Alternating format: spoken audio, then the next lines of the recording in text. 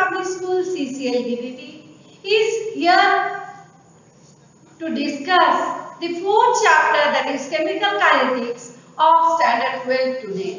आज हम आपके साथ केमिकल काइनेटिक्स के बारे में कुछ बातें करेंगे, ठीक है। तो सबसे पहले हमें समझना पड़ेगा ये चैप्टर का नाम केमिकल काइनेटिक्स क्यों पड़ा, केमिकल काइनेटिक्स चैप्टर का नाम क्यों पड़ा, इसमें हम लोग क्या चीज के बारे में बात करते हैं। तो देखिए बच्चे, आप लोग स्टैंडर्ड 11 में थर्मोडायनेमिक्स पढ़े थे। थर्मोडायनेमिक्स में हम लोग बात किए थे क्या चीज का, हम लोग बात किए थे फिजिबिलिटी ऑफ रिएक्शन। फिजिबिलिटी मतलब क्या होता है, ये रिएक्शन होगा कि नहीं होगा। पर ये केमिकल काइनेटिक्स में हम लोग बात करेंगे जो किस रेट से ये रिएक्शन होगा, आखिर ये रिएक्शन होगा कि नहीं होगा, ये पता करने से हमेशा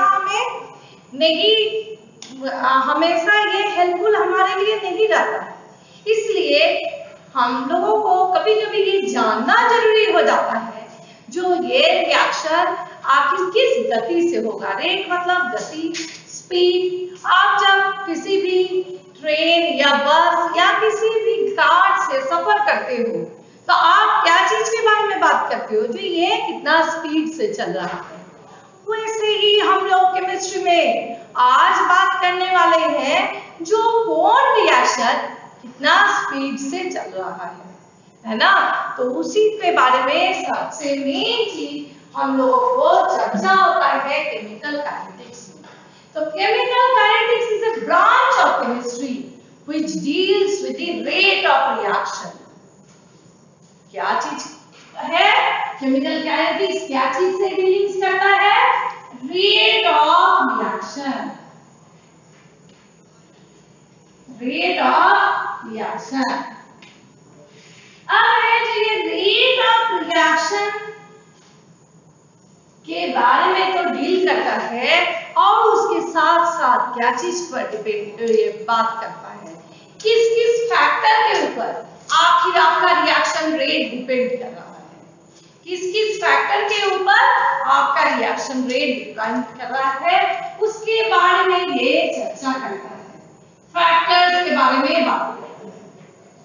फिर क्या चीज के बारे में इस चैप्टर में हम लोग बात करते हैं, इस चैप्टर में हम लोग बात करते हैं मैकेनिज्म ऑफ द रिएक्शन। क्या मैकेनिज्म से ये रिएक्शन हो रहा है। रिएक्शन जब भी आप इनऑर्गेनिक का पढ़ो या ऑर्गेनिक का पढ़ो, यदि आप उसका मैकेनिज्म जान जाओ तो खूबसूरती और बढ़ जाती है। तो केमिकल काइनेटिक्स हमें बताता है तो फैक्टर किस फैक्टर के ऊपर डिपेंड करता है, रेट ऑफ रिएक्शन के बारे में बात करता है और रेट ऑफ रिएक्शन किस फैक्टर के ऊपर डिपेंड किया उसके बारे में चर्चा करता है।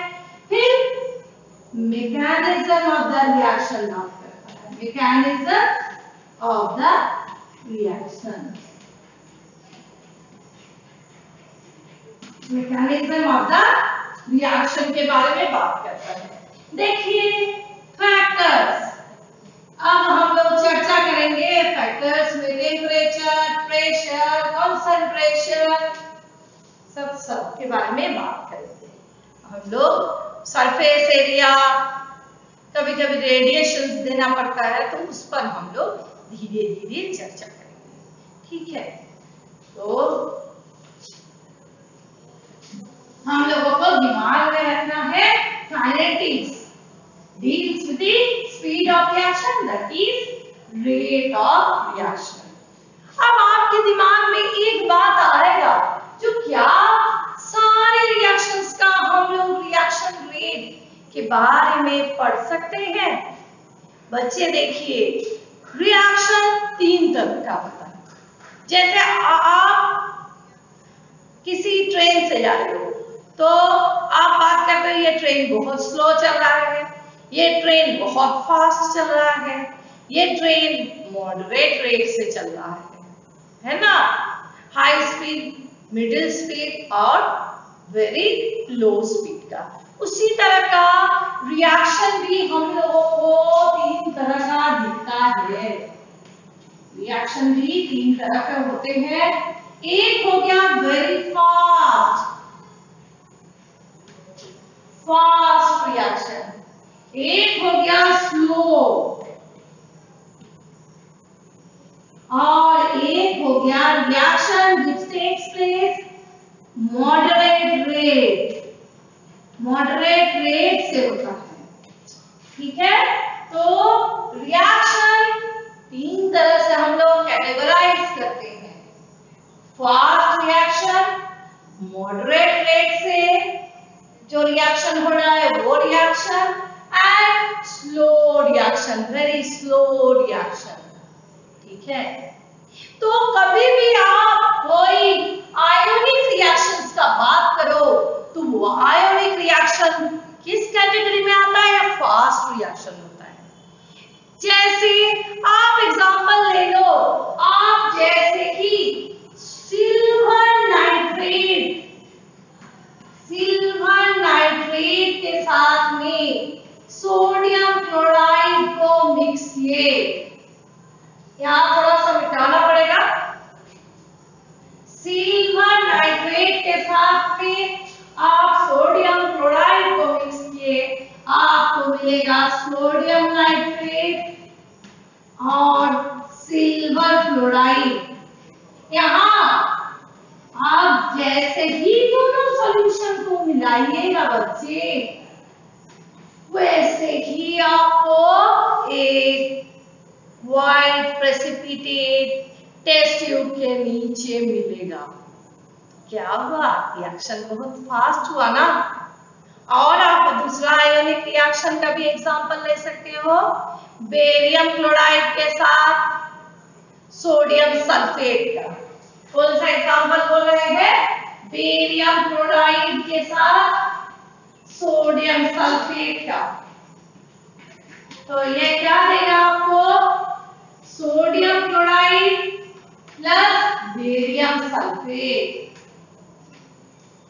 यहाँ आप देखिए, जैसे ही आप मिलाए सोडियम क्लोराइड और बेरियम सल्फेट का सॉल्यूशन रहेगा, वैसे ही आप देखिएगा ऊपर में क्लियर सॉल्यूशन दिखेगा और नीचे आपका टेस्ट ट्यूब का white precipitate of barium sulphate दिखेगा।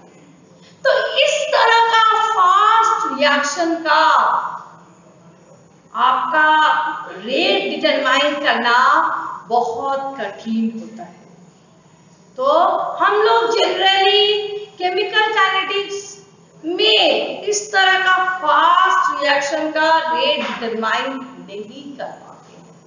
हालांकि अभी नया टेक्निक में आपका लेजर टेक्निक आया है, जिससे हम लोग वेरी फास्ट रिएक्शन का भी लैब में, हाई टेक्नोलॉजी का लैब में हम लोग डिटरमाइन कर लेते हैं रेट को।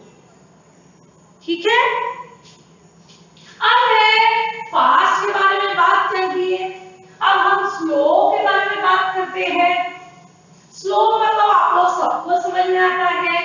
स्लो रिएक्शन किसको कहेंगे? स्लो रिएक्शन कौन होगा? जो बहुत धीरे होता है। आप देखिए, rusting of iron is an example of slow reaction. एक दिन में थोड़े जंग लग जाता है लोहा में। लोहा को आप रख देते हो बाहर में ओपन एटमॉस्फेयर में, तो उसमें जंग लगने में कई महीना लग जाता है ना। तो ये तो स्लो रिएक्शन हुआ ना। अब जानते हैं डायमंड से ग्रेफाइट कन्वर्ट करने में सालों लग जाता है, तो लोगों को लगता है जो कन्वर्ट हो ही नहीं सकता है। तो इस तरह का आप कुछ एग्जांपल्स देख सकते हो जिसमें क्या है, महीने लग जाते हैं। जैसे फर्मेंटेशन ऑफ शुगर, ये भी बहुत स्लो होता है, महीने लग जाते हैं इसको फर्मेंट करने में। तो इसका भी रेट डिटरमाइन करना मुश्किल हो जाता है ना। तो हम लोग क्या चर्चा कर रहे हैं जो रेट ऑफ रिएक्शन, जो कितना स्पीड से आपका रिएक्शन हो रहा है, तो ये रेट तीन तरह का हो सकता है। वेरी फास्ट, हमको लगता है आप लोगों को कोई प्रॉब्लम नहीं हो रहा होगा। स्लो और मॉडरेट। वेरी फास्ट, स्लो और मॉडरेट रेट में जो हो रहा है। मॉडरेट मतलब समझ रहे हैं, जो बहुत ज्यादा हाई स्पीड का भी नहीं है और बहुत स्लो भी नहीं है। तो जब हम लोग मॉडरेट रेट का चर्चा करते हैं, मॉडरेट रेट से जो रिएक्शन हो रहा है, तब हम लोग को आसानी रहता है उसका रेट को कैलकुलेट करना। तो केमिकल काइनेटिक्स में जब हम लोग बात कर रहे हैं, जो इस चैप्टर में हम लोग क्या पढ़ते हैं, रेट ऑफ रिएक्शन मतलब गति, किस रेट से, किस स्पीड से तुम्हारा रिएक्शन हो रहा है। तो हम लोग सबसे अच्छा किस तरह का रिएक्शंस का बात कर पाते हैं, मॉडरेट रेट। मॉडरेट रेट से जो रिएक्शन हो रहा है उसका हम लोग चर्चा कर पाते हैं। अब है कि उसका हम लोग चर्चा कर पाते हैं, तो आपको तो जानना होगा ना, जो मॉडरेट रेट में आखिर कौन सा रिएक्शंस होता है। हाँ बच्चे, जितना मॉलिक्यूलर रिएक्शंस है सब आपका मॉडरेट रेट से होता है लगभग। वो ज्यादा हाई स्पीड में भी नहीं होता है, ज्यादा लो स्पीड में भी नहीं होता है। हाई स्पीड या लो स्पीड नहीं, मॉडरेट रेट से होता है। तो देखिए हम उदाहरण आपको लिख रहे हैं, N2 plus 3H2 gives 2NH3। हाँ ऑफकोर्स यहाँ हम लोग लगाते हैं आयरन कैटलिस्ट मॉलिक्यूलर प्रोमोटर, नहीं लिखा अच्छा लिख देते हैं।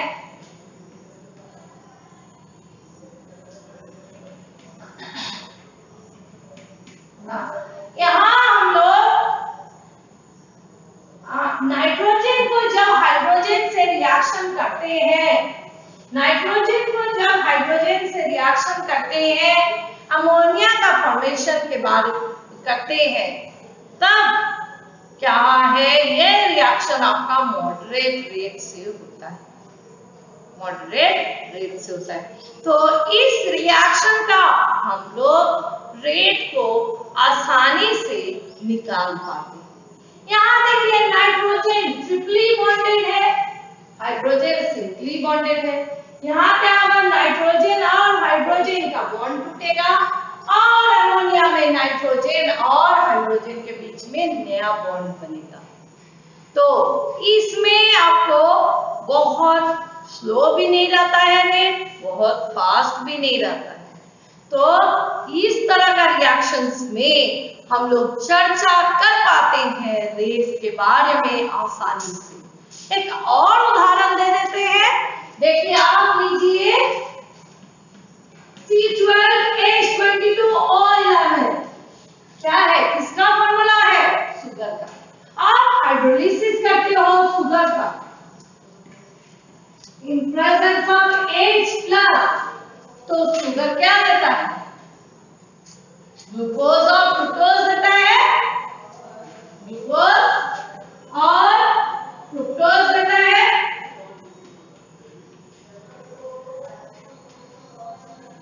ग्लूकोज और फ्रुक्टोज, इसका भी रेट के बारे में हम लोग चर्चा कर पाते हैं, मतलब हम लोग इसका भी रेट को डिटरमाइन कर पाते हैं, क्योंकि ये रिएक्शन भी आपका बहुत फास्ट नहीं होता है या बहुत स्लो भी नहीं होता है, मॉडरेट रेट से होता है। तो बच्चे देखिए ये केमिकल काइनेटिक्स जो है ना, बहुत इंटरेस्टिंग चैप्टर है, बहुत इंटरेस्टिंग है और आपका एग्जामिनेशन पॉइंट ऑफ व्यू से भी बहुत इंपॉर्टेंट है। पहले आपको दिमाग में खाली बैठा लेना है, जो हम लोग इस चैप्टर में क्या चीज के बारे में इतना इंटरेस्ट से पढ़ने वाले हैं जो रिएक्शन का रेट और किस किस फैक्टर के ऊपर रेट डिपेंड करता है, और फिर आप मैकेनिज्म किस तरह से रिएक्शन हो रहा है उसके बारे में चर्चा करेंगे। फिर टेम्परेचर का क्या प्रभाव पड़ रहा है उसके बारे में भी हम लोग चर्चा करेंगे आर्हेनियस इक्वेशन में। अब देखिए हम लोग जब बात करेंगे टाइप्स ऑफ रिएक्शन का, आप लोग सब समझ गए होंगे। अब हम लोग डिस्कस करने वाले हैं सबसे पहले रेट। आखिर है क्या रेट, है ना? सीख तो लिए जो स्पीड होता है, पर केमिस्ट्री में आपको यदि कोई पूछ दे जो डिफाइन रेट को आप परिभाषा लिखिए, तो अब तो कहिएगा रेट मतलब स्पीड बाय टाइम। हाँ, यहाँ हम लोग बोलेंगे जो change in molar concentration of any of the species present in the reaction per unit time, है ना? पर यूनिट टाइम में किसी भी कंपोनेंट का कितना मोलर कंसंट्रेशन चेंज हो रहा है उसके बारे में हम लोग डिस्कस करते हैं। क्या चीज में? रेट में। Change in molar concentration, rate क्या हो गया? सब लोग नोट कर लीजिए। Change in molar concentration of any of the species present in the reaction पर यूनिट टाइम। ठीक है, प्रति यूनिट टाइम में कितना मोलर कंसंट्रेशन कोई भी कंपोनेंट का चेंज हो रहा है उसके बारे में हम लोग चर्चा करते हैं रेट में। अब जैसे आप एक रिएक्शन लेंगे A plus B gives C, suppose कीजिए A plus B gives C, तो एक रिएक्शन यदि हो रहा है तो समय के साथ क्या होगा बच्चे? समय के साथ A और B का कंसंट्रेशन घटेगा। रिएक्शन हो रहा है मतलब क्या? A और B रिएक्ट करके आपका C बना रहा है, तो समय के साथ आपका क्या होगा? A और B का कंसंट्रेशन घटेगा। वहीं आप C का बात कीजिएगा तो C का कंसंट्रेशन, मोलर कंसंट्रेशन क्या होगा? समय के साथ बढ़ेगा। तो आप बोल सकते हो जब आप बात करोगे rate of reaction in terms of reactant, आप क्या बात करोगे? यदि आप rate of reaction in terms of reactant आप बात करते हो तो आप बोलोगे जो increase in concentration of any of the reactant पर unit time. Decrease in concentration of any of the reactant per unit time। समय के साथ साथ कितना आपका मोलर कंसंट्रेशन रिएक्टेंट का घट रहा है उसके बारे में हम लोग बोलेंगे। यदि हम लोग बात करेंगे रिएक्टेंट्स का टर्म में रेट ऑफ रिएक्शन, और जब प्रोडक्ट का टर्म्स में बात करेंगे तो क्या कहेंगे? Increase in concentration of the product per change in molar concentration of the product per unit time बताए थे। यहाँ क्या होगा? इंक्रीज इन कंसंट्रेशन, या बोल सकते हो increase in molar concentration of the product per unit time. ठीक है, अब इसको आप मैथमेटिकली कैसे लिखिएगा? देखिए, आप लिखिएगा यहाँ पर हम क्या बोले? रेट इज इक्वल टू, है ना, मोलर कंसंट्रेशन का change, molar concentration by time taken for change. समय के साथ कितना घट रहा है, और प्रोडक्ट की बात करेंगे तो समय के साथ कितना बढ़ रहा है। तो यहाँ आप घबराइएगा नहीं, मैंने पहले गलती से प्लस साइन डाल दिया, प्लस नहीं होगा माइनस साइन होगा। यहाँ हम माइनस का क्या सिग्निफिकेंस है, प्लस का क्या सिग्निफिकेंस है, कोई सिग्निफिकेंस उतना मतलब घबराने का बात नहीं है।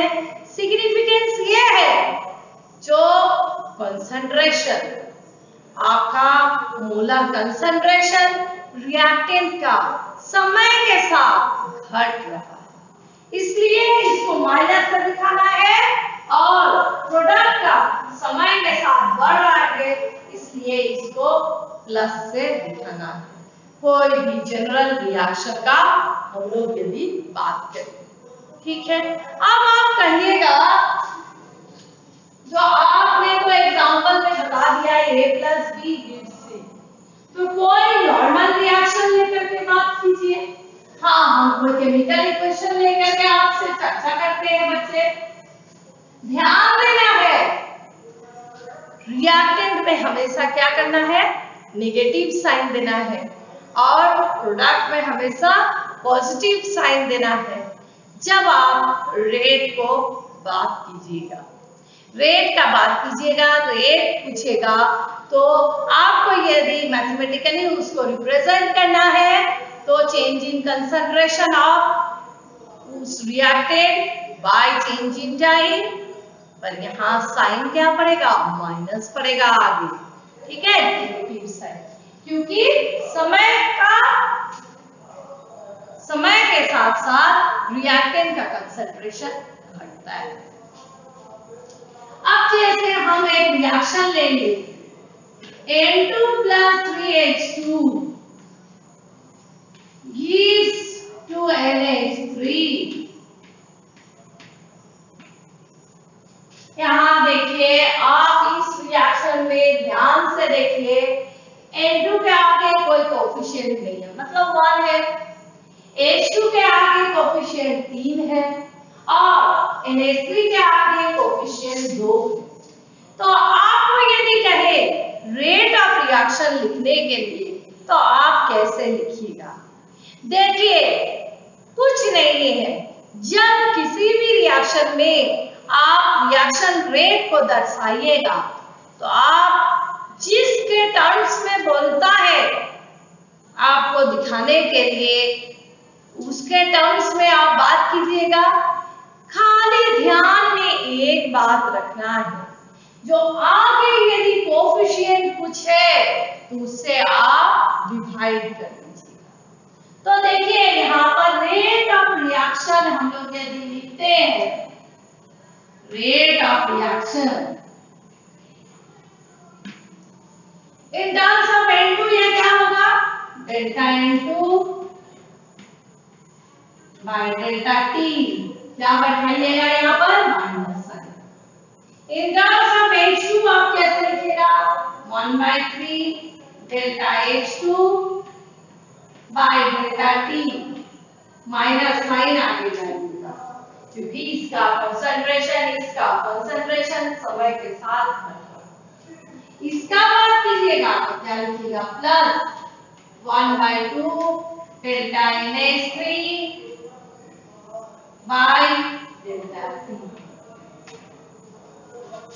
तो देखिए, फिर से हम इस एग्जांपल से आपको बता रहे हैं, आप ध्यान दीजिए। देखिए, यहाँ पर आप N2 का बात किए तो माइनस साइन डाले, change in concentration of N2 bye delta T किए, change in concentration of H2 by delta T किए, पर यहाँ इसका आगे कोफिशिएंट है, इसलिए आप उसको कोफिशिएंट से डिवाइड किए, और यहाँ भी आप कोफिशिएंट है इसलिए उसको उससे डिवाइड किए। और दूसरी बात हम क्या बोले, प्लस और माइनस साइन।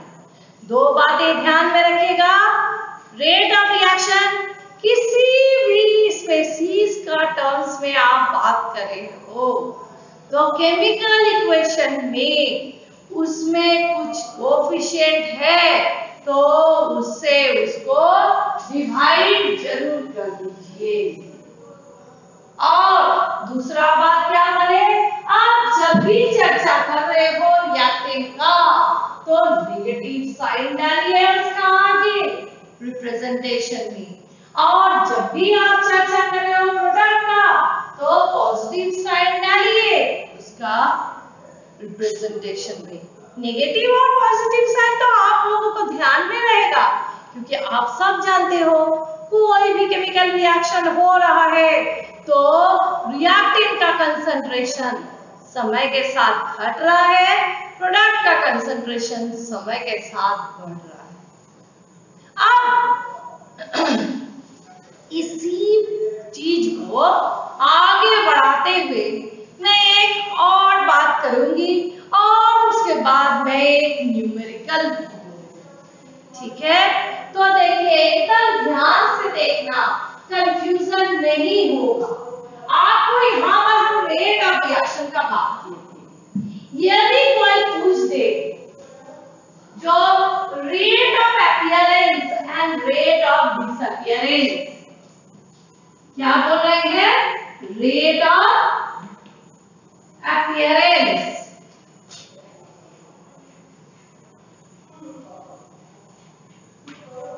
और रेट ऑफ डिसअपीयरेंस।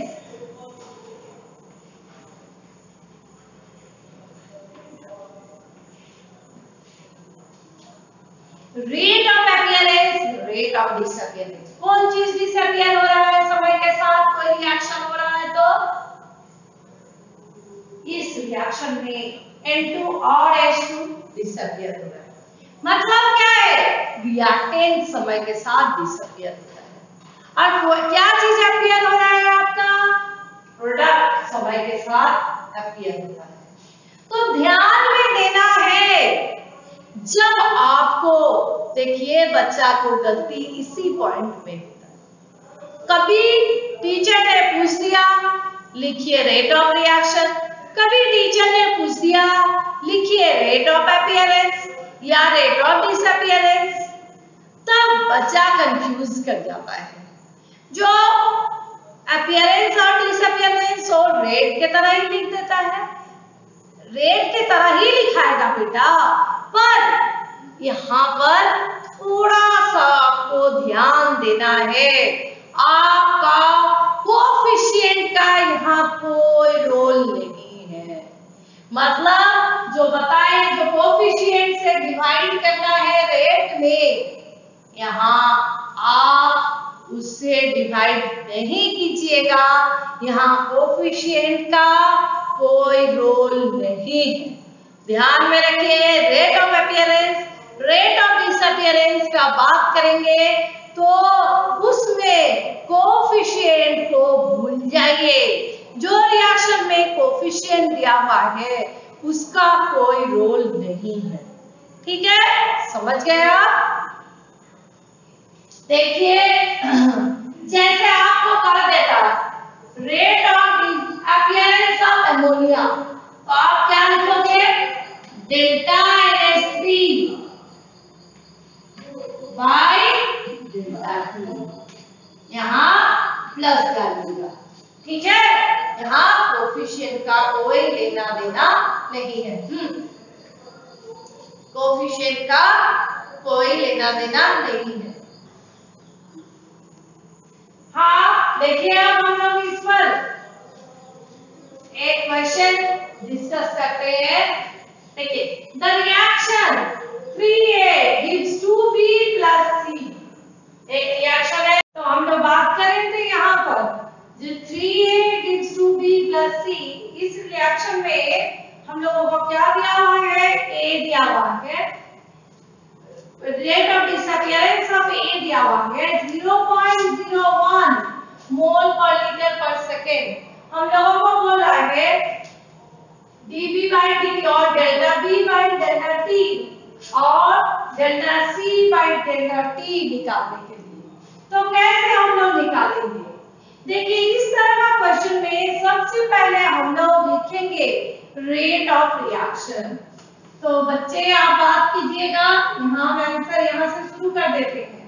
देखिए, रेट ऑफ रिएक्शन ROR भी आप लिख सकते हैं इसको शॉर्ट में।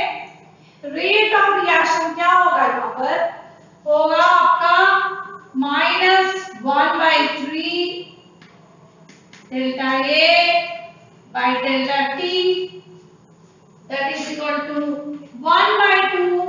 delta B by delta T, and that is equal to 1 delta C by delta T. क्या है यहाँ पर 1 by 3 delta A by delta T, that is equal to 1 by 2 delta B by delta T, and that is equal to delta C by delta T. ये हम लोगों को मिल गया rate of reaction. अब इस रेट ऑफ रिएक्शन इक्वेशन तो हम लोग लिख दिए, सबसे पहला काम हम लोग यही करेंगे। उसके बाद हमको इस न्यूमेरिकल को बनाना, उसके लिए हम क्या करेंगे, हम देखेंगे जो किसका मान दिया हुआ है और फिर जो कैलकुलेट करने के लिए बोल रहा है उससे उसको कोरिलेट करेंगे। तो देखिए यहाँ पर आपको बोल रहा है क्या, delta B by delta T निकालने के लिए, मतलब कितना चेंज हो रहा है बी का कंसंट्रेशन समय के साथ, उसको निकालने के लिए बोल रहा है। ए का दिया हुआ है, rate of disappearance of A दिया हुआ है, मतलब delta A by delta T दिया हुआ है। तो यहाँ पर हम लोगों को delta B by delta T निकालना है। तो हम लोग क्या लिखेंगे 1 by 3 delta A by delta t is equal to 1 by 2 delta b by delta t। अब देखिए 1 by 3 delta a by delta t is equal to 1 by 2 delta b by delta t हम लिख दिए। अब हम लोग क्या करेंगे, हम लोगों को जो वैल्यू फाइंड करने वाला है delta b by delta t, ये कितना हो जाएगा 2 by 3 delta A by delta T। तो ये कितना आ जाएगा आपको 2 by 3 delta A by delta T का वैल्यू कितना दिया हुआ है 0.01। इस तरह से आप सॉल्व कीजिएगा, ये बहुत आसान न्यूमेरिकल है ना। खाली आपको समझना है, सबसे पहले आप रेट ऑफ रिएक्शन को लिख दें और उसके बाद आप उसको सॉल्व आउट कर दें इस तरह से। अब आपको बोला है delta C by delta T निकालने के लिए, delta C by delta T, delta C by delta T क्या है, दैट इज इक्वल टू आपको डेल्टा ए के साथ delta C by delta T का क्या रिलेशन है 1 by 3 delta A by delta T. तो delta C by delta T will be equal to 2 by 3 into delta A by delta T. यहाँ हम नहीं लिख करके उसका वैल्यू ही बैठा देते हैं 2 by 3 1 by 3 delta A by delta T, ये delta A by delta T का वैल्यू है 0.01, तो उसको हम यहाँ पुट कर दिए, हम लोगों को निकल जाएगा delta C by delta T. इस तरह से आपको ढेरों न्यूमेरिकल्स मिलेगा एनसीईआरटी एक्सरसाइज में और एनसीईआरटी इंडेक्स में, और सबको सॉल्व करने का कोशिश करना। ओके,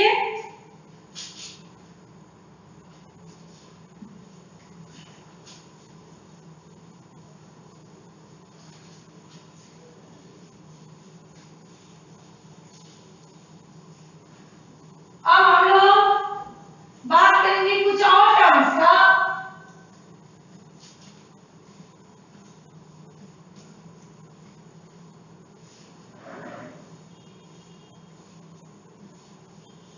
क्या हम लोग बात करेंगे, हम लोग अब जानेंगे जो एवरेज रेट, आप देखिएगा आपका बुक में लिखा होगा एवरेज रेट और इंस्टैन्टेनियस रेट,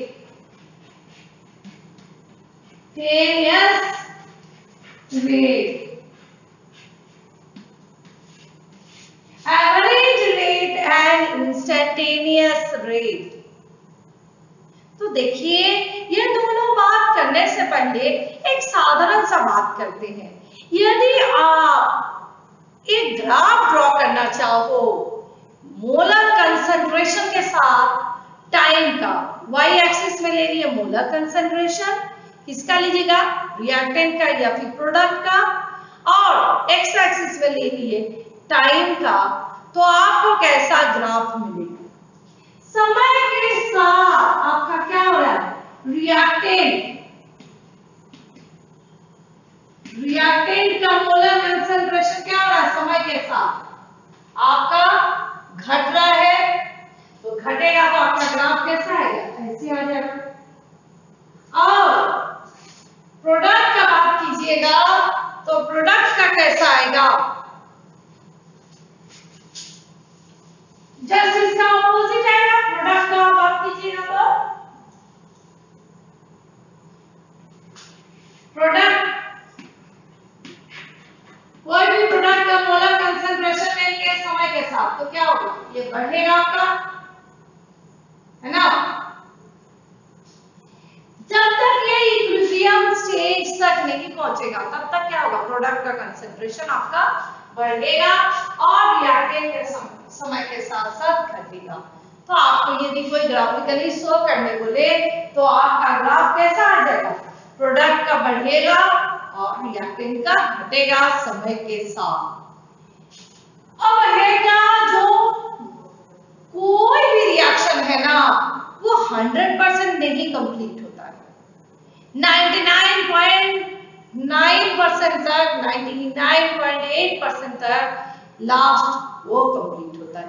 इसलिए ये ग्राफ क्या है, आपको जब तक इक्विलिब्रियम स्टेज तक आ रहा है रिएक्शन इक्विलिब्रियम में पहुंच रहा है तब तक का है, ठीक है। तो हम बता दिए समय के साथ आपका रिएक्टेंट का कंसंट्रेशन क्या होगा, घटेगा, तो ग्राफ आप सिंपली ऐसे कीजिएगा, है ना, और प्रोडक्ट का बढ़ेगा तो ग्राफ आपका उसका उल्टा हो जाएगा, ठीक है।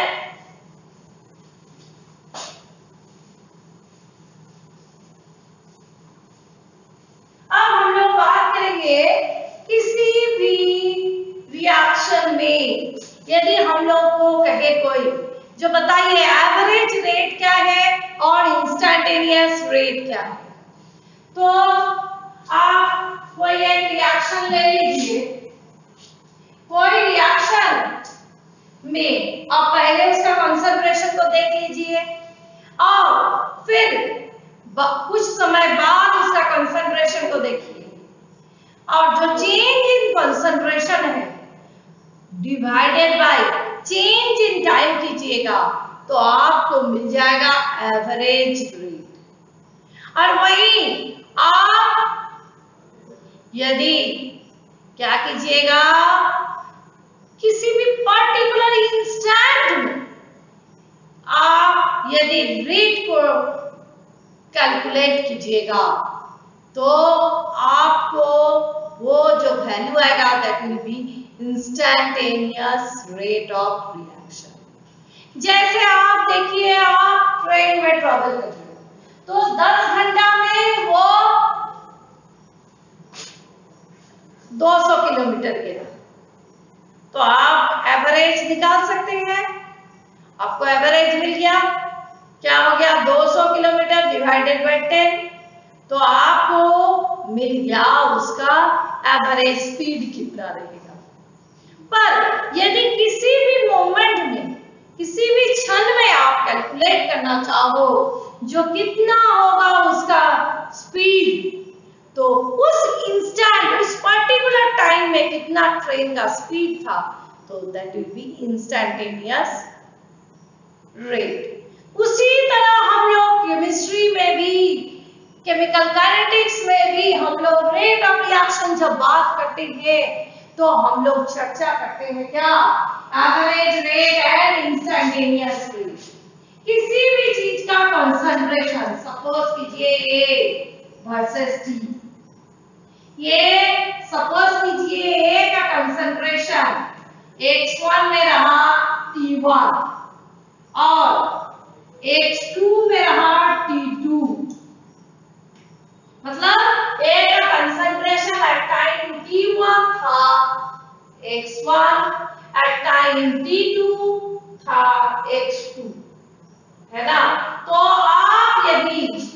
ये रिएक्टेंट ये है जिसका कंसंट्रेशन आपका घट रहा है समय के साथ, तो है ना आपका वाई एक्सिस में आप कंसंट्रेशन को दिखा रहे हो, एक्स एक्सिस में आप टाइम को दर्शा रहे हो। तो आप देख रहे हो उसका कंसंट्रेशन x1 था at time t1 and x2 था एट टाइम t2। तो इसका एवरेज रेट कैसे निकालिएगा? Average rate is equal to change in concentration by change in time। तो x2 minus x1 by t2 minus t1 delta x by delta t। हाँ यहाँ पर minus sign आप दर्शाइएगा क्योंकि कंसंट्रेशन घटेगा समय के साथ बच्चे, कंसंट्रेशन समय के साथ घटेगा, इसलिए आप यहाँ माइनस साइन डालिएगा। ठीक है, अब देखिए किसी भी पर्टिकुलर इंस्टेंट ऑफ टाइम आप निकालना चाह रहे हो उसका रेट कितना होगा, तो आप उस इंस्टेंट ऑफ टाइम का बात कीजिएगा तो वो हो जाएगा इंस्टैन्टेनियस रेट। ठीक है, अब हम लोग बात कर लिए क्या चीज पर, देखिए हम लोग बात कर लिए rate of reaction, rate of appearance, rate of disappearance, और हम लोग बात किए क्या चीज पर, average rate and instantaneous rate. ठीक है, तो आगे बढ़ने से पहले हम आपसे चर्चा करते हैं एक छोटा सा टॉपिक बट बहुत इंपॉर्टेंट टॉपिक, वो जो हम शुरू से इस चैप्टर में आपको स्ट्रेस डाल रहे हैं, वो है factors which affects the rate of reaction. क्या क्या फैक्टर के ऊपर रेट ऑफ रिएक्शन डिपेंड करता है, किस किस फैक्टर के ऊपर रेट आपका निर्भर करता है, उसके बारे में हम लोग डिस्कस करेंगे। तो फैक्टर्स देखिए, factors which on which rate of reaction depends,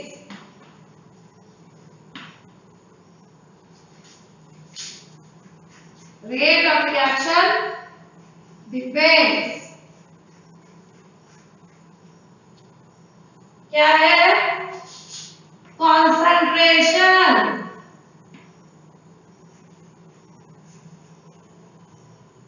next temperature,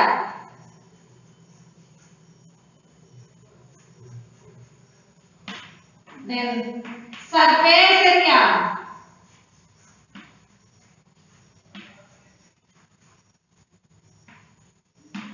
then आपका कंसंट्रेशन हो गया, टेम्परेचर, सरफेस एरिया, प्रेशर बोल सकते हो, pressure,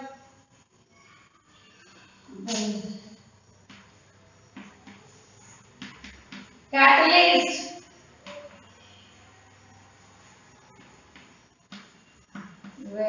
irradiation of radiations,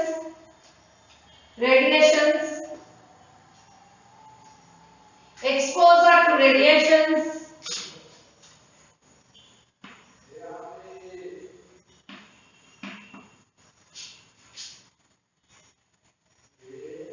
exposure to radiations।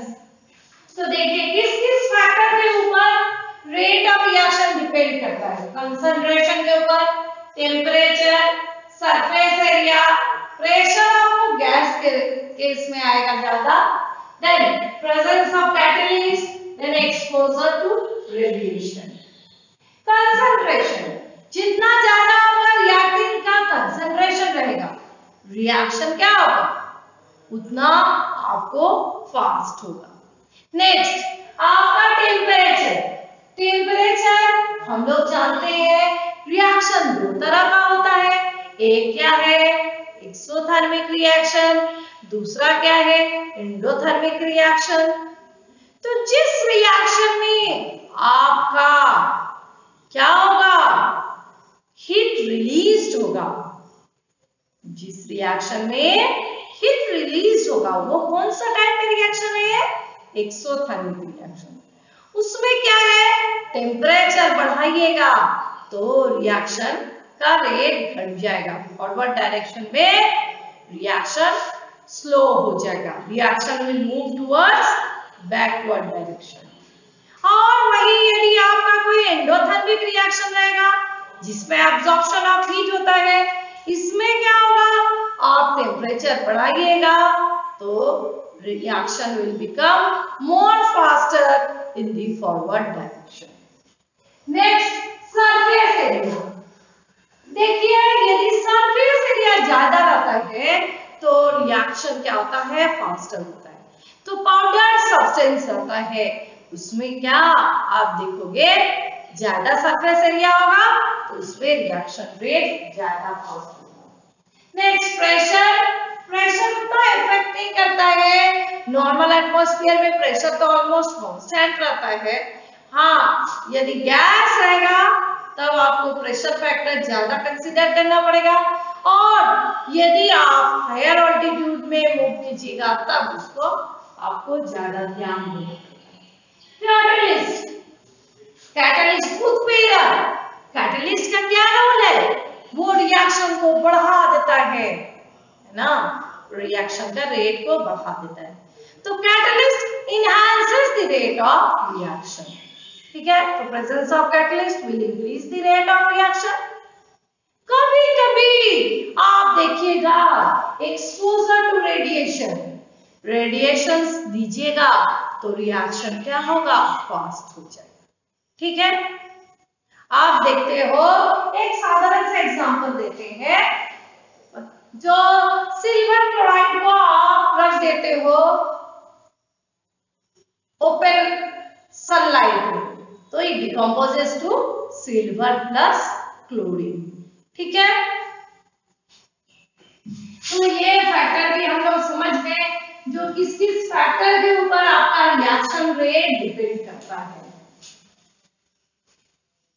किस किस फैक्टर के ऊपर रिएक्शन रेट डिपेंड करता है। अब हम लोग ऑर्डर ऑफ रिएक्शन का बात करेंगे। क्या चीज के ऊपर चर्चा करने वाले हैं, order, order of reaction.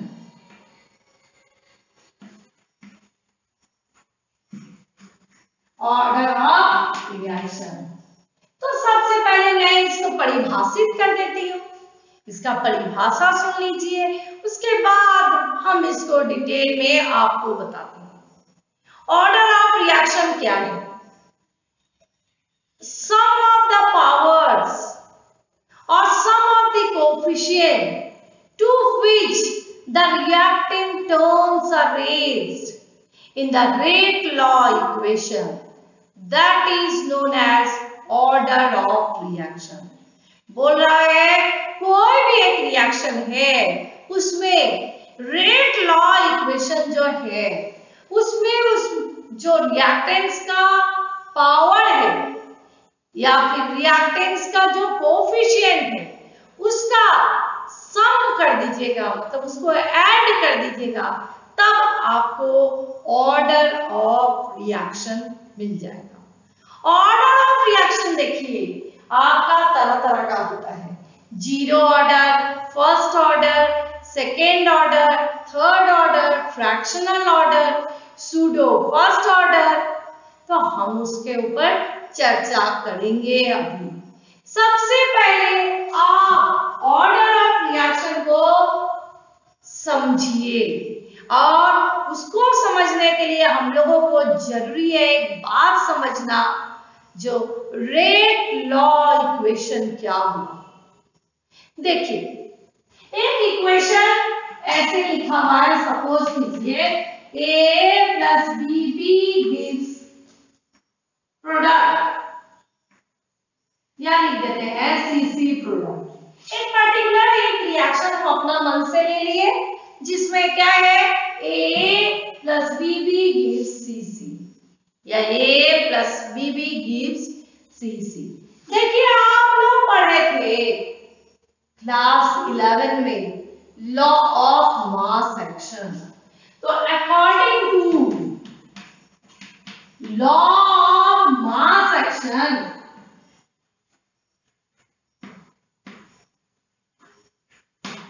Rate of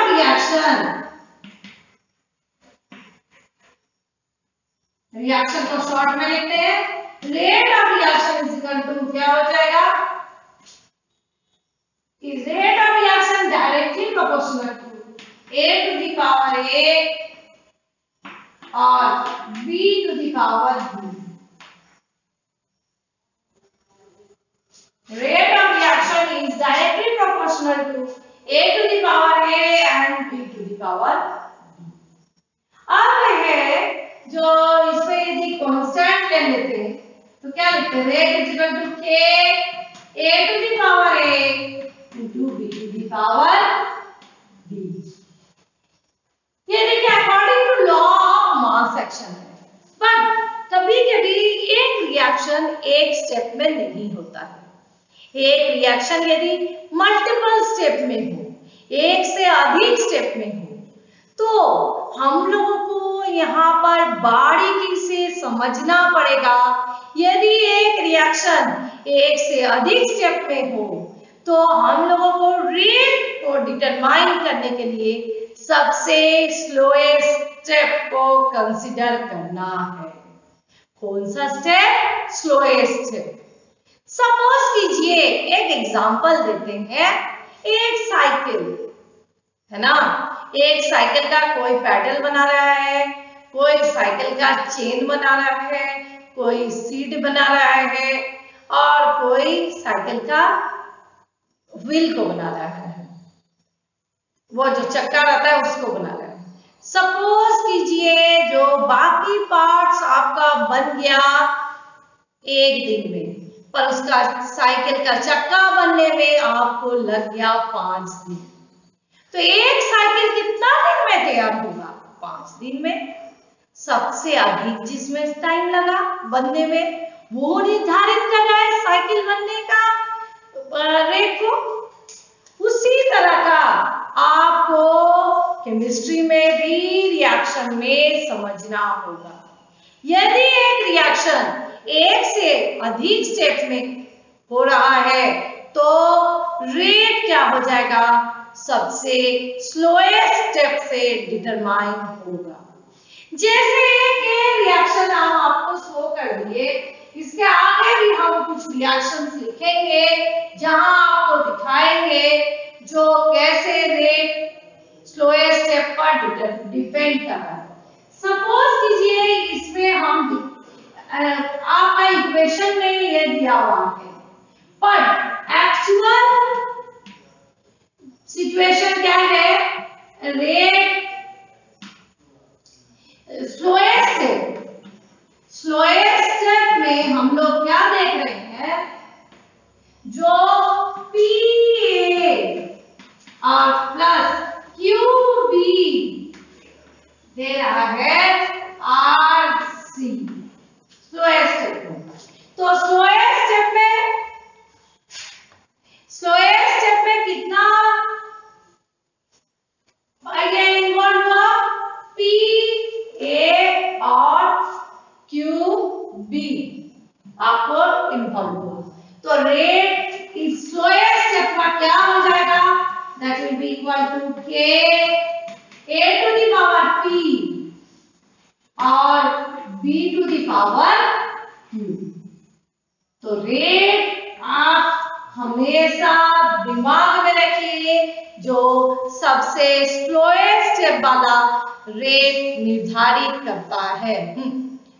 सबसे स्लोएस्ट स्टेप वाला रेट को निर्धारित करता है। हाँ देखिए एक और क्वेश्चन लेते हैं। ये क्वेश्चन देखिए, इसमें हम लोग मैकेनिज्म का बात करेंगे और जिससे आप लोगों को एक समझ में आ जाएगा जो रेट हम लोग स्लोएस्ट स्टेप से कैसे निकालते हैं। तो देखिएगा कि क्वेश्चन दिया हुआ है 2NO2 plus F2 gives 2NO2F।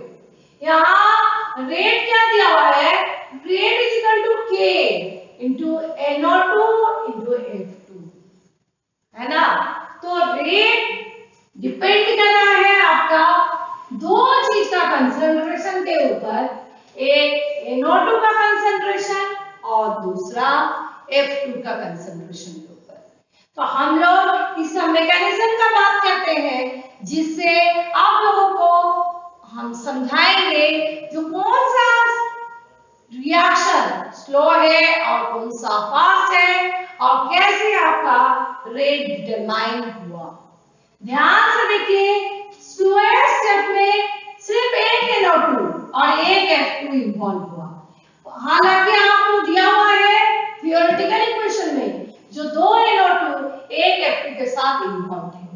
तो यहाँ आप लिखिएगा तो कैसे लिखिएगा, देखिए मैकेनिज्म देखिए NO2 प्लस F2। हम लोग यदि मैकेनिज्म का बात करते हैं तो कैसे हो रहा है, देखिए NO2 plus F2 gives NO2F plus F। ये है स्लो स्टेप, ये क्या है आपका स्लो स्टेप है। और फिर नेक्स्ट स्टेप में क्या हो रहा है, ये ऐड कीजिएगा तो क्या मिल जाएगा, दोनों का ऐड कीजिएगा F आपका कट जाएगा और 2NO2 प्लस F2 आ जाएगा 2NO2F। तो देखिए फिर से एक बार बता दे रहे हैं, इस इक्वेशन को आप जब देखिएगा डिटेल में तो पता चलेगा ये रिएक्शन क्या है, दो स्टेप में होता है। पहला स्टेप स्लो स्टेप है, यही स्टेप आपका रेट डिटरमाइनिंग स्टेप है। ये स्टेप आपको रेट को डिटरमाइन करता है और दूसरा स्टेप क्या है, फास्ट स्टेप है। तो इस तरह से हम लोग डिफरेंट रिएक्शन का मैकेनिज्म लिखेंगे यदि हमें रेट पता रहेगा, और यदि मैकेनिज्म दिया हुआ रहेगा तो हम लोग रेट लिख सकते हैं। तो हम लोग बात करें तो यहाँ पर जो 3A gives 2B plus C, इस रिएक्शन में हम लोगों को क्या दिया हुआ है, A दिया हुआ है, rate of disappearance of A दिया हुआ है 0.01 मोल पर लीटर पर सेकेंड। हम लोगों को बोल रहा है dB by dt और delta B by delta T और delta C by delta T निकालने के लिए। तो कैसे हम लोग निकालेंगे, देखिए इस तरह का क्वेश्चन में सबसे पहले हम लोग लिखेंगे रेट ऑफ रिएक्शन। तो बच्चे आप बात कीजिएगा, यहाँ आंसर यहाँ से शुरू कर देते हैं। देखिए रेट ऑफ रिएक्शन RORD आप लिख सकते हैं इसको शॉर्ट में। रेट ऑफ रिएक्शन क्या होगा, यहाँ पर होगा आपका -1/3 delta A by delta T, that is equal to 1/2 delta B by delta T, and that is equal to 1 delta C by delta T। क्या है यहाँ पर 1/3 delta A by delta T, that is equal to 1/2 delta B by delta T, and that is equal to delta C by delta T। ये हम लोगों को मिल गया rate of reaction. अब इस रेट ऑफ रिएक्शन इक्वेशन तो हम लोग लिख दिए, सबसे पहला काम हम लोग यही करेंगे। उसके बाद हमको इस न्यूमेरिकल को बनाना, उसके लिए हम क्या करेंगे, हम देखेंगे जो किसका मान दिया हुआ है और फिर जो कैलकुलेट करने के लिए बोल रहा है उससे उसको कोरिलेट करेंगे। तो देखिए यहाँ पर आपको बोल रहा है क्या, delta B by delta T निकालने के लिए, मतलब कितना चेंज हो रहा है B का कंसंट्रेशन समय के साथ उसको निकालने के लिए बोल रहा है। A का दिया हुआ है rate of disappearance of A दिया हुआ है, मतलब delta A by delta T दिया हुआ है।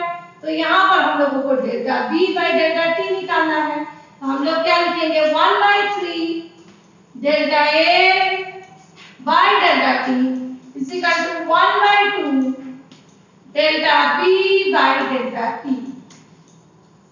अब देखिए 1/3 delta A by delta T is equal to 1/2 delta B by delta T हम लिख दिए।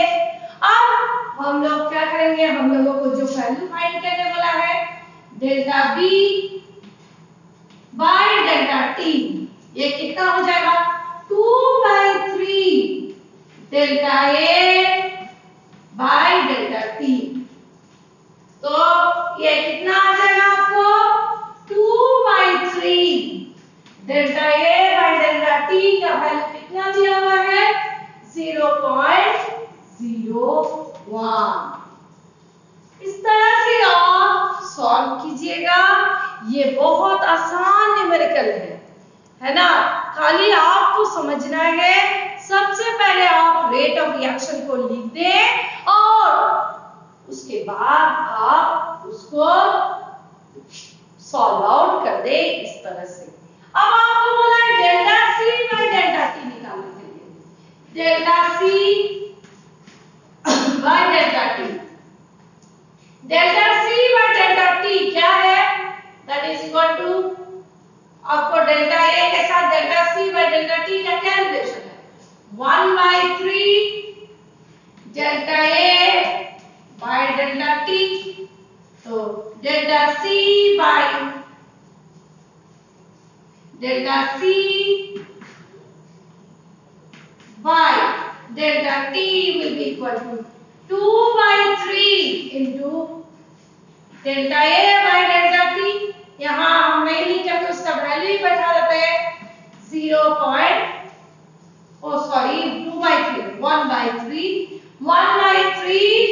Delta A by delta T. ये delta A by delta T का वैल्यू है 0.01, तो उसको हम यहाँ पुट कर दिए, हम लोगों को निकल जाएगा delta C by delta T. इस तरह से आपको ढेरों न्यूमेरिकल्स मिलेगा एनसीईआरटी एक्सरसाइज में और एनसीईआरटी इंडेक्स में। आप सबको सॉल्व करने का कोशिश करना। ओके,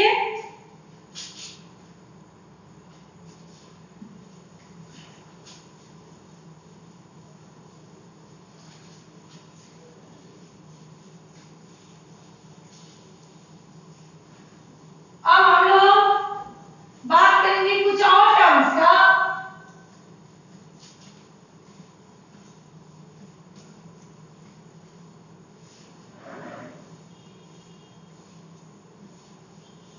क्या हम लोग बात करेंगे, हम लोग अब जानेंगे जो एवरेज रेट, आप देखिएगा आपका बुक में लिखा होगा एवरेज रेट और इंस्टैन्टेनियस रेट,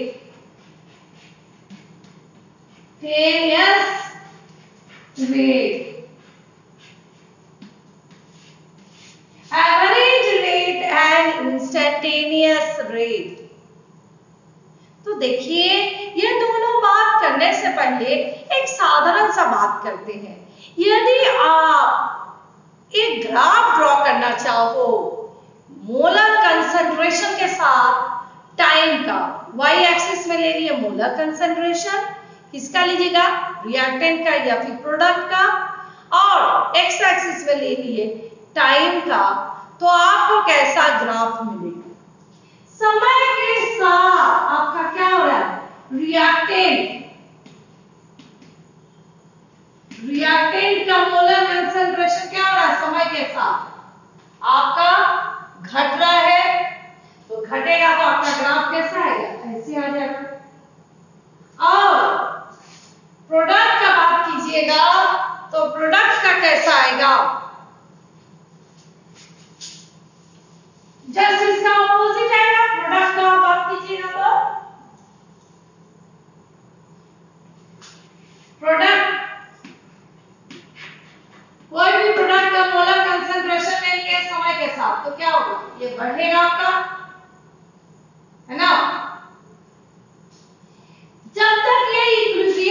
स्टेज तक नहीं पहुंचेगा तब तक क्या होगा, प्रोडक्ट का कंसंट्रेशन आपका बढ़ेगा और रिएक्टेंट के समय के साथ साथ घटेगा। तो आपको यदि कोई ग्राफिकली शो करने बोले तो आपका ग्राफ कैसा आ जाएगा, प्रोडक्ट का बढ़ेगा और रिएक्टेंट का घटेगा समय के साथ। अब है क्या, जो कोई भी रिएक्शन है ना वो 100% नहीं कंप्लीट होता है, 99.9% तक, 99.8% तक लास्ट वो कंप्लीट होता है। इसलिए ये ग्राफ क्या है, आपको जब तक इक्विलिब्रियम स्टेज तक आ रहा है, रिएक्शन इक्विलिब्रियम में पहुंच रहा है तब तक का है, ठीक है। तो हम बता दिए समय के साथ आपका रिएक्टेंट का कंसंट्रेशन क्या होगा, घटेगा। तो ग्राफ आप सिंपली ऐसे कीजिएगा, है ना, और प्रोडक्ट का बढ़ेगा तो ग्राफ आपका उसका उल्टा हो जाएगा, ठीक है।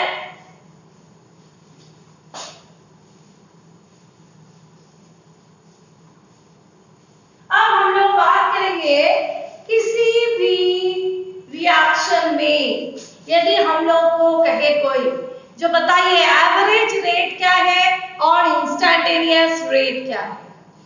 तो आप कोई एक रिएक्शन ले लीजिए, कोई रिएक्शन में आप पहले उसका कंसंट्रेशन को देख लीजिए और फिर कुछ समय बाद उसका कंसंट्रेशन को देखिए, और जो चेंज इन कंसंट्रेशन है divided by change in time कीजिएगा तो आपको मिल जाएगा एवरेज रेट। और वही आप यदि क्या कीजिएगा, किसी भी पर्टिकुलर इंस्टेंट में आप यदि रेट को कैलकुलेट कीजिएगा तो आपको वो जो वैल्यू आएगा that will B instantaneous rate of reaction. जैसे आप देखिए, आप ट्रेन में ट्रैवल कर रहे हो तो 10 घंटा में वो 200 किलोमीटर गया, तो आप एवरेज निकाल सकते हैं। आपको एवरेज मिल गया, क्या हो गया, 200 किलोमीटर डिवाइडेड बाय 10, तो आपको मिल गया उसका एवरेज स्पीड कितना रहेगा।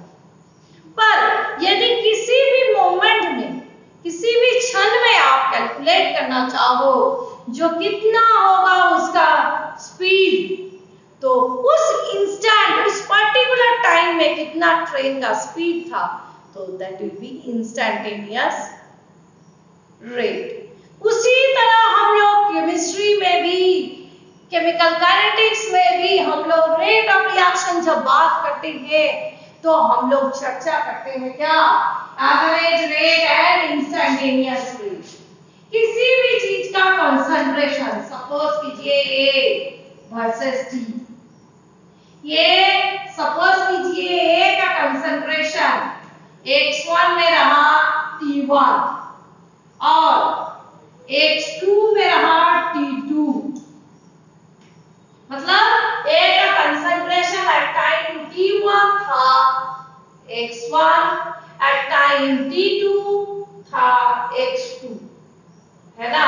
तो आप यदि कोई एक रिएक्टेंट A है जिसका कंसंट्रेशन आपका घट रहा है समय के साथ, तो है ना, आपका y एक्सिस में आप कंसंट्रेशन को दिखा रहे हो, x एक्सिस में आप टाइम को दर्शा रहे हो, तो आप देख रहे हो उसका कंसंट्रेशन x1 था at time t1 and x2 था एट टाइम t2। तो इसका एवरेज रेट कैसे निकालिएगा, average rate is equal to change in concentration by change in time। तो X2 minus X1 by T2 minus T1, delta X by delta T। हाँ, यहाँ पर minus sign आप दर्शाइए concentration घटेगा समय के साथ बच्चे, कंसंट्रेशन समय के साथ घटेगा, इसलिए आप यहाँ माइनस साइन डालिएगा। ठीक है। अब देखिए किसी भी पर्टिकुलर इंस्टेंट ऑफ टाइम आप निकालना चाह रहे हो, उसका रेट कितना होगा, तो आप उस इंस्टेंट ऑफ टाइम का बात कीजिएगा तो वो हो जाएगा इंस्टैन्टेनियस रेट। ठीक है। अब हम लोग बात कर लिए क्या चीज पर, देखिए हम लोग बात कर लिए rate of reaction, rate of appearance, rate of disappearance, और हम लोग बात किए क्या चीज पर, average rate and instantaneous rate. ठीक है। तो आगे बढ़ने से पहले हम आपसे चर्चा करते हैं एक छोटा सा टॉपिक, बट बहुत इंपॉर्टेंट टॉपिक, वो जो हम शुरू से इस चैप्टर में आपको स्ट्रेस डाल रहे हैं, वो है factors which affects the rate of reaction. क्या क्या फैक्टर के ऊपर रेट ऑफ रिएक्शन डिपेंड करता है, किस किस फैक्टर के ऊपर रेट आपका निर्भर करता है, उसके बारे में हम लोग डिस्कस करेंगे। तो फैक्टर्स देखिए, factors which on which rate of reaction depends,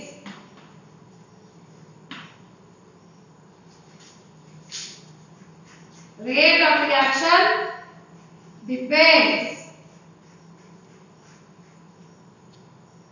क्या है, concentration,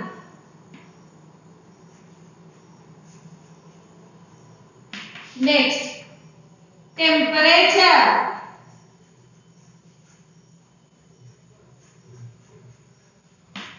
then surface area,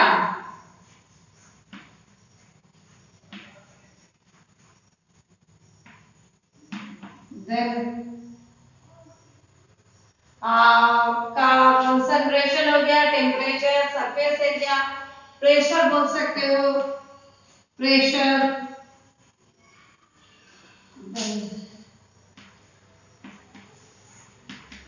catalyst,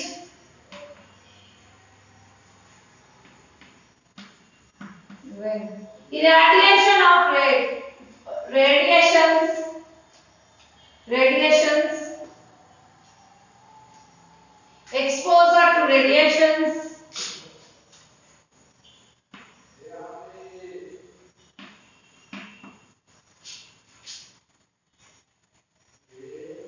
exposure to radiations। तो देखिए किस किस फैक्टर के ऊपर रेट ऑफ रिएक्शन डिपेंड करता है, कंसंट्रेशन के ऊपर, टेम्परेचर, सरफेस एरिया, प्रेशर आपको गैस के केस में आएगा ज्यादा, then presence of catalyst, then exposure to radiation. Concentration, जितना ज्यादा आपका रिएक्टेंट का कंसंट्रेशन रहेगा, रिएक्शन क्या होगा, उतना आपको फास्ट होगा।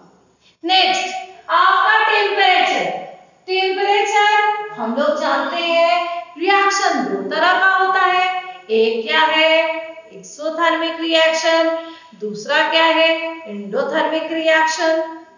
तो जिस रिएक्शन में आपका क्या होगा, हीट रिलीज होगा, जिस रिएक्शन में हीट रिलीज होगा वो कौन सा टाइप का रिएक्शन है, एक्सोथर्मिक रिएक्शन। उसमें क्या है, टेम्परेचर बढ़ाइएगा तो रिएक्शन का रेट घट जाएगा, फॉरवर्ड डायरेक्शन में रिएक्शन स्लो हो जाएगा, reaction will move towards backward direction. और वही यदि आपका कोई एंडोथर्मिक रिएक्शन रहेगा जिसमें एब्जॉर्प्शन ऑफ हीट होता है, इसमें क्या होगा, आप टेम्परेचर बढ़ाइएगा तो reaction will become more faster in the forward direction। Next surface area. देखिए यदि सरफेस एरिया ज्यादा रहता है तो रिएक्शन क्या होता है, फास्टर होता है। तो पाउडर सब्सटेंस रहता है उसमें क्या आप देखोगे ज्यादा सरफेस एरिया होगा तो उसमें रिएक्शन रेट ज्यादा फास्ट होगा। Next pressure. प्रेशर उतना इफेक्ट नहीं करता है, नॉर्मल एटमॉस्फेयर में प्रेशर तो ऑलमोस्ट कांस्टेंट रहता है। हाँ यदि गैस रहेगा तब आपको प्रेशर फैक्टर ज्यादा कंसीडर करना पड़ेगा, और यदि आप हायर ऑल्टीट्यूड में मूव कीजिएगा तब उसको आपको ज्यादा ध्यान देना पड़ेगा। कैटलिस्ट। कैटलिस्ट उत्प्रेरक। कैटलिस्ट का क्या रोल है, वो रिएक्शन को बढ़ा देता है ना, रिएक्शन का रेट को बढ़ा देता है। तो catalyst enhances the rate of reaction. ठीक है, तो presence of catalyst will increase the rate of reaction. कभी कभी आप देखिएगा एक्सपोजर टू रेडिएशन, रेडिएशंस दीजिएगा तो रिएक्शन क्या होगा, फास्ट हो जाएगा। ठीक है, आप देखते हो एक साधारण सा एग्जांपल देते हैं, जो सिल्वर क्लोराइड को आप रख देते हो ओपन सनलाइट में तो it decomposes to silver plus chlorine. ठीक है, तो ये फैक्टर भी हम लोग समझ गए जो किस किस फैक्टर के ऊपर आपका रिएक्शन रेट डिपेंड करता है, किस किस फैक्टर के ऊपर रिएक्शन रेट डिपेंड करता है। अब हम लोग ऑर्डर ऑफ रिएक्शन का बात करेंगे। क्या चीज के ऊपर चर्चा करने वाले हैं, ऑर्डर, ऑर्डर ऑफ रिएक्शन।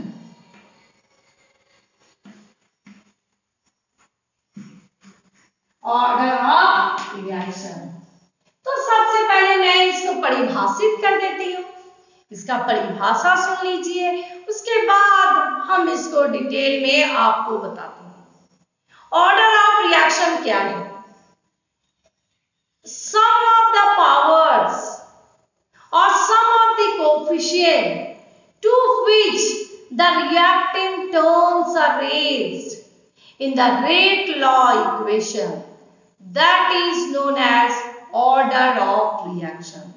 बोल रहा है कोई भी एक रिएक्शन है उसमें रेट लॉ इक्वेशन जो है उसमें उस जो रिएक्टेंट्स का पावर है या फिर रिएक्टेंट्स का जो कोफिशिएंट है उसका सम कर दीजिएगा, मतलब उसको ऐड कर दीजिएगा, तब आपको ऑर्डर ऑफ रिएक्शन मिल जाएगा। ऑर्डर ऑफ रिएक्शन देखिए आपका तरह तरह का होता है, zero order, first order, second order, third order, fractional order, pseudo first order. तो हम उसके ऊपर चर्चा करेंगे अभी। सबसे पहले आप ऑर्डर ऑफ रिएक्शन को समझिए, और उसको समझने के लिए हम लोगों को जरूरी है एक बात समझना, जो रेट लॉ इक्वेशन क्या हुआ। देखिए एक इक्वेशन ऐसे लिखा हुआ है, सपोज कीजिए a plus bb gives product, या लिख देते हैं cc प्रोडक्ट। एक पर्टिकुलर एक रिएक्शन हम अपना मन से ले लिए जिसमें क्या है a plus bb gives cc या a plus bb gives cc। देखिए आप लोग पढ़े थे क्लास 11 में लॉ ऑफ मास एक्शन, तो according to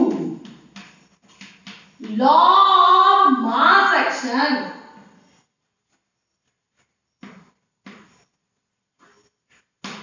rate of reaction, reaction को शॉर्ट में लिखते हैं, rate of reaction is equal to क्या हो जाएगा, is rate of reaction directly proportional to a to the power a or b to the power b। Rate of reaction is directly proportional to a to the power a and b to the power b। अब है जो इसमें यदि constant ले लेते हैं तो क्या लिखते हैं, rate is equal to k a to the power a into b to the power b। ये देखिए according to law of mass action है, बट कभी-कभी एक रिएक्शन एक स्टेप में नहीं होता है। एक रिएक्शन यदि मल्टीपल स्टेप में हो, एक से अधिक स्टेप में हो, तो हम लोगों को यहाँ पर बारीकी से समझना पड़ेगा। यदि एक रिएक्शन एक से अधिक स्टेप में हो तो हम लोगों को रेट को डिटरमाइन करने के लिए सबसे स्लोएस्ट स्टेप को कंसीडर करना है। कौन सा स्टेप? Slowest step. सपोज कीजिए एक एग्जांपल देते हैं, एक साइकिल है ना, एक साइकिल का कोई पैडल बना रहा है, कोई साइकिल का चेन बना रहा है, कोई सीट बना रहा है और कोई साइकिल का व्हील को बना रहा है, वो जो चक्का रहता है उसको बना रहा है। सपोज कीजिए जो बाकी पार्ट्स आपका बन गया एक दिन में, पर उसका साइकिल का चक्का बनने में आपको लग गया 5 दिन। तो एक साइकिल कितना दिन में तैयार होगा? 5 दिन में। सबसे अधिक जिसमें टाइम लगा बनने में वो निर्धारित कर रहा है साइकिल बनने का रेट को। उसी तरह का आपको केमिस्ट्री में भी रिएक्शन में समझना होगा। यदि एक रिएक्शन एक से अधिक स्टेप में हो रहा है तो रेट क्या हो जाएगा? सबसे स्लोएस्ट स्टेप से डिटरमाइन होगा। जैसे एक रिएक्शन हम आपको शो कर दिए, इसके आगे भी हम कुछ रिएक्शंस लिखेंगे जहां आपको दिखाएंगे जो कैसे रेट स्लोएस्ट स्टेप पर डिपेंड कर रहा है। सपोज कीजिए इसमें हम आपका इक्वेशन में ये दिया हुआ है, पर एक्चुअल सिचुएशन क्या है? रेट स्लोएस्ट स्टेप में हम लोग क्या देख रहे हैं? जो PA और प्लस QB दे रहा है RC स्लोएस्ट स्टेप में। तो स्लोएस्ट स्टेप में कितना ये इन्वॉल्व हुआ? PA और QB आपको इन्वॉल्व हुआ। तो रेट इस स्लोएस्ट स्टेप का क्या हो जाएगा? That will be equal to K A to the power P और B to the power Q। तो रेट आप हमेशा दिमाग में रखिए, जो सबसे स्लोएस्ट स्टेप वाला रेट निर्धारित करता है। सबसे स्लोएस्ट स्टेप वाला रेट को निर्धारित करता है। हाँ देखिए एक और क्वेश्चन लेते हैं। ये क्वेश्चन देखिए, इसमें हम लोग मैकेनिज्म का बात करेंगे और जिससे आप लोगों को एक समझ में आ जाएगा जो रेट हम लोग स्लोएस्ट स्टेप से कैसे निकालते हैं। तो देखिए कि क्वेश्चन दिया हुआ है 2NO2 plus F2 gives 2NO2. यहाँ रेट क्या दिया हुआ है? Rate is equal to K into NO2 into F2, है ना। तो रेट डिपेंड कर रहा है आपका दो चीज का कंसंट्रेशन के ऊपर, एक NO2 का कंसंट्रेशन और दूसरा F2 का कंसंट्रेशन के ऊपर। तो हम लोग इस मैकेनिज्म का बात करते हैं जिससे आप लोगों को हम समझाएंगे जो कौन सा रिएक्शन स्लो है और कौन सा फास्ट है और कैसे आपका रेट डिटरमाइन हुआ। ध्यान से देखिए, स्लोएस्ट स्टेप में सिर्फ एक NO2 और एक F2 इन्वॉल्व हुआ। हालांकि आपको दिया हुआ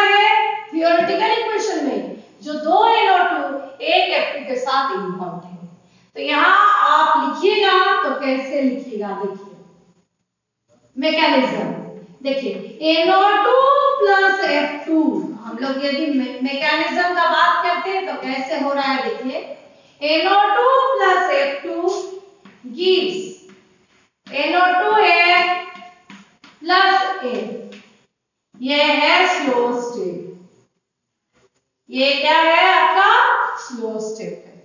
और फिर नेक्स्ट स्टेप में क्या हो रहा है, ये NO2F प्लस F आपको कंबाइन कर लेना है फर्स्ट स्टेप में और बनाता है NO2N। तो देखिए आप दोनों को जोड़िएगा तो आपको आ जाएगा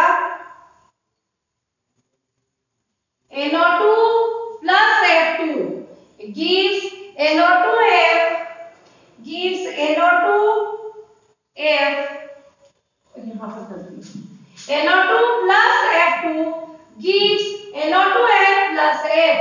और फिर सेकेंड स्टेप में क्या होगा, NO2 plus F gives NO2F। तो देखिए इसको ऐड कीजिएगा तो क्या मिल जाएगा, दोनों का ऐड कीजिएगा F F आपका कट जाएगा और 2NO2 प्लस F2 आ जाएगा 2NO2F। तो देखिए फिर से एक बार बता दे रहे हैं, इस इक्वेशन को आप जब देखिएगा डिटेल में तो पता चलेगा ये रिएक्शन क्या है, दो स्टेप में होता है। पहला स्टेप स्लो स्टेप है, यही स्टेप आपका रेट डिटरमाइनिंग स्टेप है, ये स्टेट आपको रेट को डिटरमाइन करता है। और दूसरा स्टेप क्या है, फास्ट स्टेप है। तो इस तरह से हम लोग डिफरेंट रिएक्शन का मैकेनिज्म लिखेंगे यदि हमें रेट पता रहेगा, और यदि मैकेनिज्म दिया हुआ रहेगा तो हम लोग रेट लिख सकते हैं। तो ठीक है, आज आप लोग ये सब सारे टॉपिक्स को देखिएगा। अगले दिन हम लोग ऑर्डर पर और चर्चा करेंगे, ऑर्डर को शुरू करेंगे, समझाएंगे और आर्गेनियस इक्वेशन पर भी बात करेंगे। स्वस्थ रहिए, घर पर रहिए। Thank you.